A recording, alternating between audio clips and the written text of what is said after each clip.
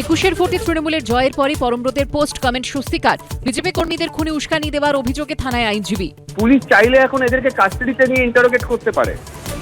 সর্বভারতীয় দলের সাধারণ সম্পাদকের মন্তব্য, ভোটের ফল অন্য হলে কি হতো, আমাদের রাজনৈতিক ইতিহাস খুব ভালো কথা বলে না। অভিষেক মামলায় মন্তব্য হাইকোর্টের।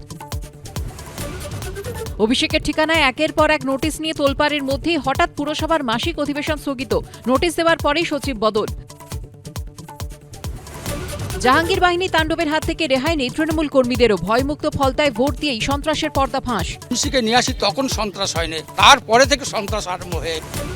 আরও এক মাস 20 জুন পর্যন্ত রাজ্যে থাকবে কেন্দ্রীয় বাহিনী। ভোট পরবর্তী আইনশৃঙ্খলা নিয়ন্ত্রণে 500 কোম্পানি। মুখ্য সচিবকে জানিয়ে দিল স্বরাষ্ট্রমন্ত্রক। হামলার অভিযোগে জালে ঘনিষ্ঠ, গ্রেফতারির আশঙ্কা। এবার আগাম জামিন চান দেবরাজ অদিতি। তিলজলা হিংসা মামলায় কোর্টে জাভেদের আত্মসমর্পণ। আমাকে ইনস্ট্রাকশন যেরকম দেবে সেরকমই হবে। রাজনৈতিক হিংসা থেকে নারী নির্যাতন, ফের এফআইআর দায়ের করে পুলিশকে অ্যাকশনে নামার নির্দেশ মুখ্যমন্ত্রী। পুলিশকে পরিষ্কার বলা হয়েছে এফআইআর করতে, অ্যাকশন নিতে। ডিসেম্বরে হাওড়া বালি পুরসভায় ভোট হবে দুর্গাপুরেও, বুঝিয়ে দিলেন মুখ্যমন্ত্রী। কাজ না করেও বেতন, হাওড়ার 500 অস্থায়ী কর্মীকে হুঁশিয়ারি।